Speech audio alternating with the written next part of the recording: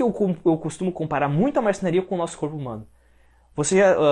Quem é marceneiro, às vezes, né, muitos marceneiros, infelizmente, às vezes não tem uma ponta do dedo. Eu falo isso por causa do meu pai, né? Ele perdeu na marcenaria a ponta do dedo.